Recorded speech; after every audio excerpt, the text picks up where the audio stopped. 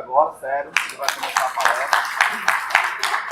Sobre qualidade, né, de software depois do deploy. Depois do deploy, mas não é teste, depois do deploy, tá enganando vocês. Bom, vim aqui para falar um pouco sobre qualidade depois do deploy. Vou explicar um pouco melhor mais para frente o que quer dizer isso. Eu dei esse apelido carinhoso de TDD só por causa dessa brincadeira que a galera sempre faz de TDD, que é teste depois do deploy e tudo mais. Bom, para quem não me conhece, meu nome é Luiz Felipe Souza.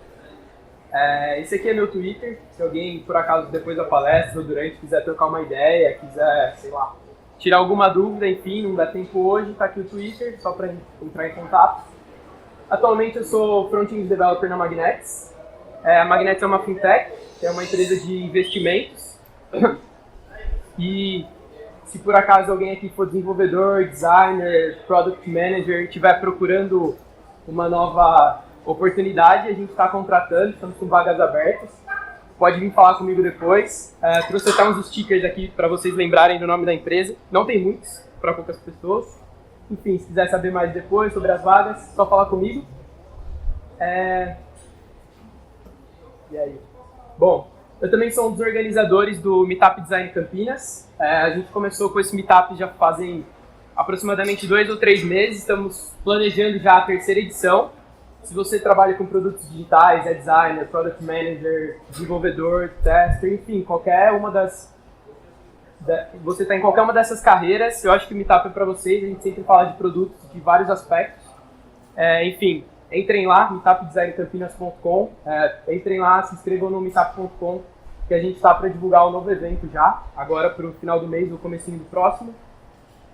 Bom, é isso. Antes eu queria dar um disclaimer, 24 horas aqui porque fazem 24 horas que eu fui escalado para fazer essa palestra. A pessoa que ia fazer a palestra antes, ela não pôde vir e tal, e aí ela falou comigo, falou, não, você pode ir lá falar, me passou o assunto e tudo mais, eu topei o desafio, então, estilo Jack Bauer, né, tô com um desafio de 24 horas, espero que dê tudo certo e eu consiga cumprir a missão. Bom, quando a gente fala de qualidade no front-end, tem muitos aspectos, né, que a gente fala. E até mesmo nas outras palestras de hoje, a gente conseguiu ver que quando a gente fala de qualidade, sempre tem 2 grandes tópicos. O primeiro é código, que a gente fala de código limpo, de passar um limpo em código para ver se aquilo está de acordo com a política que o time de desenvolvimento decidiu, faz code review para validar se a lógica está legal ou não, enfim, uma série de outras coisas relacionadas a código. E também tem um outro aspecto que é dos testes. E aí pode ser de teste unitário, teste end-to-end, teste de feature, teste de performance, etc. Mas uma coisa que tem em comum entre essas, pelo menos entre os dois aqui, desses que eu citei, é que isso tudo é sempre feito antes de você colocar algo em produção. A gente sempre está naquele ambiente controlado de desenvolvimento, do ambiente de staging, da máquina do desenvolvedor, e a gente está fazendo tudo isso aqui. E a gente sabe que no mundo real, quando você coloca alguma coisa no ar, nem sempre vai funcionar como na máquina do desenvolvedor, na máquina de homologação. Então, por isso, resolvi vir falar para vocês hoje de qualidade depois do deploy, que é uma maneira de a gente ficar mesmo de olho na aplicação, ali nos mínimos detalhes, depois que ela foi pro ar, da gente monitorar. O pessoal que é de back-end, não sei se alguém aqui eles costumam muito ficar acompanhando logs e tudo mais, para ver se está tudo certo com o back-end.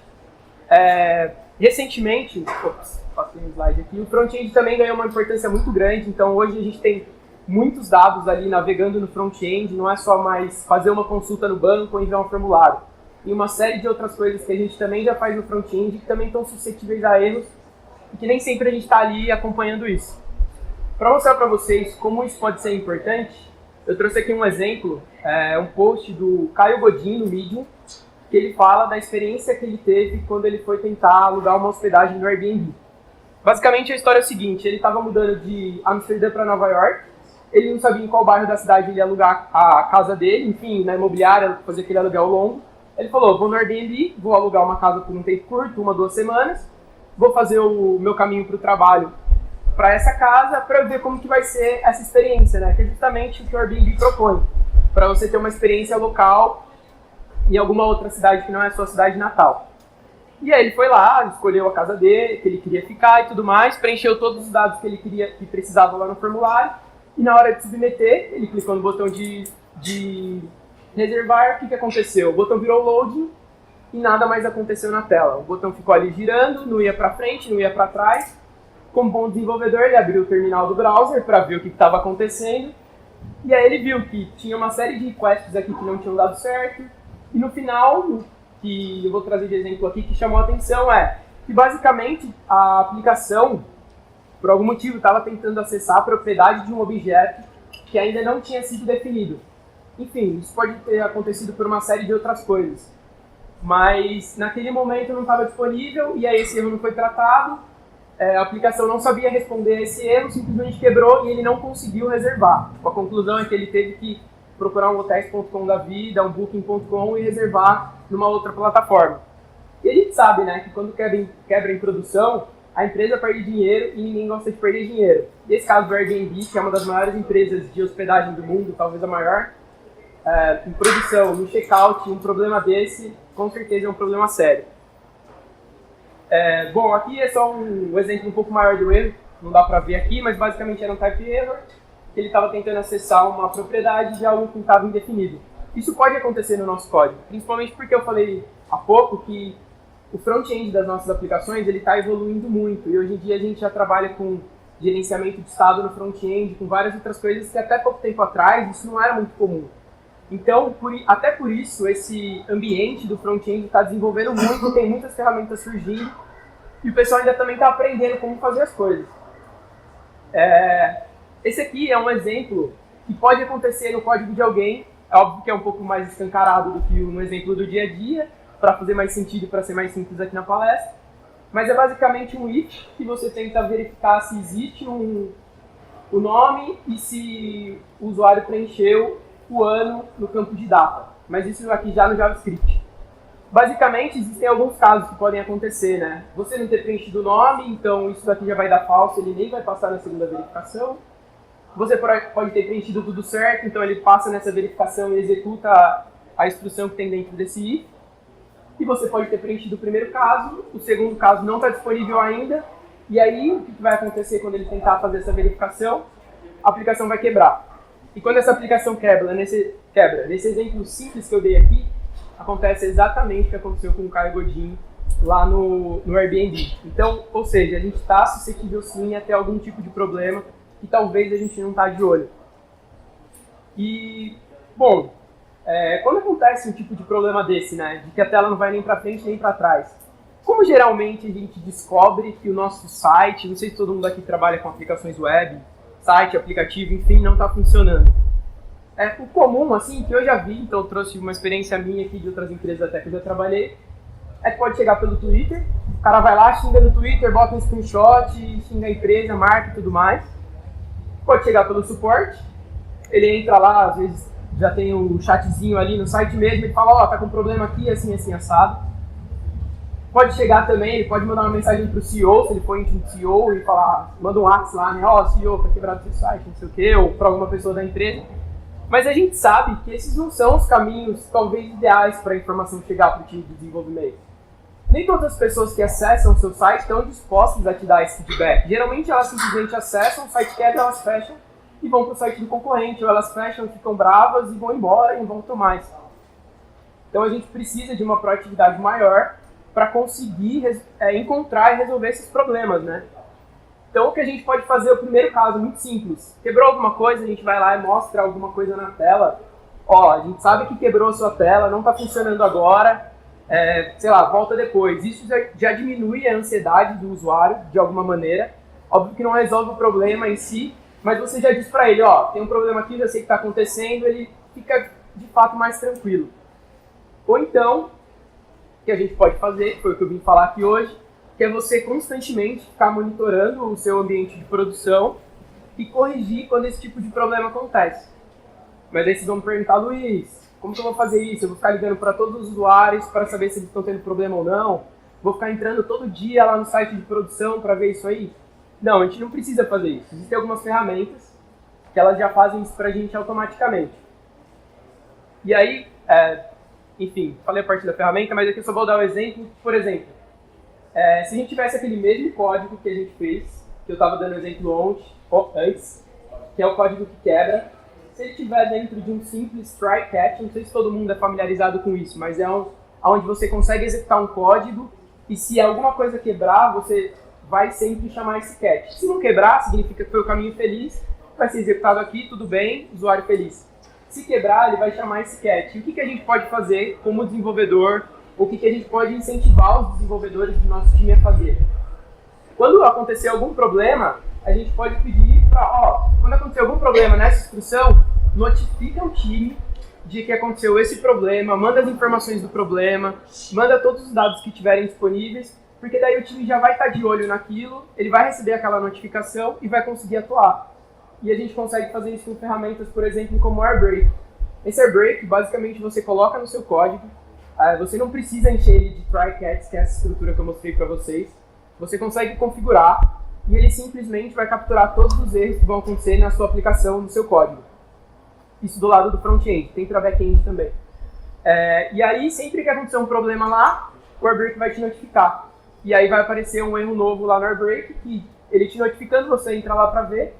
E aí, quando você entra lá, ele te dá uma interface toda bonitinha, com todos os dados que você precisa, como a mensagem de erro, quando aconteceu, para você saber se foi antes ou foi depois do último deploy, se foi, sei lá, desde a semana passada, se aconteceu nos últimos 10 minutos.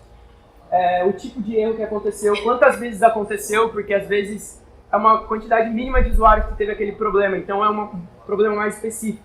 Só que imagina se acontece com 90% dos usuários, aí você já sabe que tem algum problema muito sério. Ele consegue mostrar também qual ambiente que aconteceu, se foi staging, se foi produção. E aqui um detalhe muito legal é que ele mostra direto qual o arquivo que aconteceu aquela exceção. Então, pelo Airbreak, você consegue saber exatamente em qual ponto do código você precisa ir para encontrar aonde ele levantou aquela exceção, né? Onde deu aquele problema.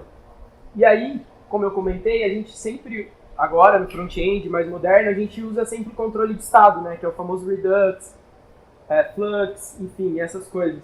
A gente consegue mandar também, junto com esse erro, qual era exatamente o estado da nossa aplicação, ali do front-end, todos os dados que estavam disponíveis no momento que aconteceu o erro.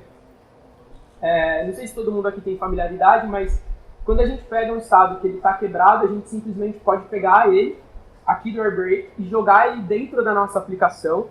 E esse estado, quando a gente rodar, existe uma grande probabilidade de ele dar exatamente a mesma falha que aconteceu em produção. Porque você tem todos aqueles dados disponíveis e você já sabe exatamente qual arquivo você tem que olhar. Então, com os dados você já sabendo qual o erro que aconteceu, você já sabe aonde esse erro aconteceu, você sabe quando o erro aconteceu, para conseguir monitorar ali no Git, para saber quando esse erro foi introduzido. Você sabe com quais usuários esse erro aconteceu, então você consegue simular um browser, você consegue saber o device, uma série de outras coisas. E você também tem o estado disponível de quando esse erro aconteceu. Então, com todas essas informações, fica muito mais fácil da gente ir lá, investigar esse problema e corrigir. Fica basicamente pegar o cubo mágico nesse ponto e finalizar ele. Porque é justamente bem fácil mesmo. É muito mais fácil do que você pegar um screenshot que chegou pelo suporte do site, que alguém mandou, e aí você tem que descobrir onde está aquele erro, descobrir qual tela que é, todo aquele processo de investigação. Se você está ativamente monitorando seu ambiente de produção, você já mata isso, você já não precisa mais fazer isso.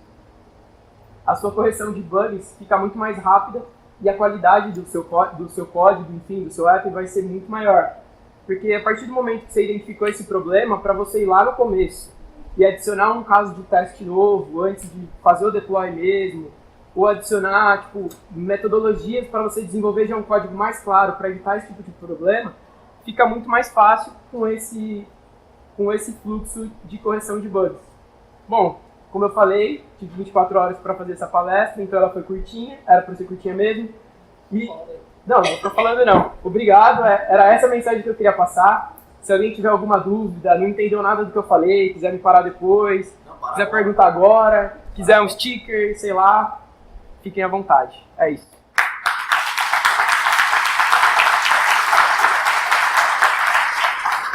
Perguntas à vontade, cara. E aí, meia hora você está perguntando pergunta. Faça bastante perguntas. Me falaram que eu tinha só 20 minutos para falar. Não, eu falei pra você falar meia hora, você já tá enrolando já. Esse Airbreak que você falou, ele é uma camada de serviço só de alguma biblioteca que já existe, de monitoramento de erro, ou ele é o serviço é a biblioteca? trabalho a gente usa o Sentry, que é baseado no Raven. A mesma coisa. É a mesma coisa. Eles são paralelos, Airbreak e Sentry. Tinha uma pergunta aqui? Ele funciona para o back-end também. Lá na Magnetics a gente usa o Airbreak e a gente tem o back-end Ruby. E aí ele funciona também para o back-end e todas as notificações chegam no mesmo lugar.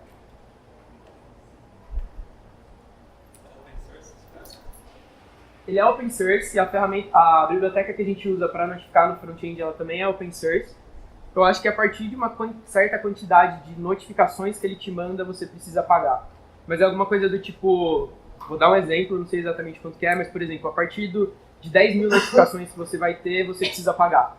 Ele só te dá grátis de 0 a 10 mil, por exemplo. Posso estar falando besteira aqui, mas eu acho que é isso. Tinha uma pergunta ali?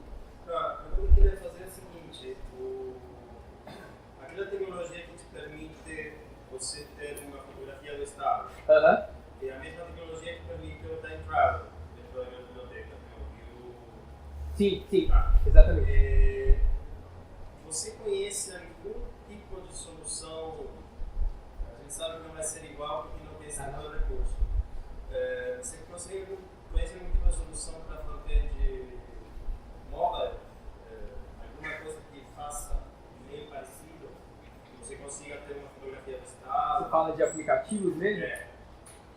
Cara, depende. Eu acho que se você estiver usando linguagens nativas, por exemplo, como iOS, desenvolver nativo, ou Java para Android, você provavelmente vai ter que procurar uma nativa, não sei se o Airbreak suporta, mas eu sei que, por exemplo, se você estiver desenvolvendo React Native, eu não sei se todo mundo conhece, mas é uma abstração em cima dos aplicativos das linguagens nativas feita em JavaScript. Eu, inclusive, estava lendo essa semana que é possível você usar a mesma biblioteca do Airbreak que você usa para web, JavaScript, dentro do React Native. Eu não cheguei a testar, mas eu li uma issue lá do repositório que funciona. Então, se de repente você tiver uma tecnologia assim, vale a pena dar uma olhada. Mais alguma pergunta, alguma dúvida?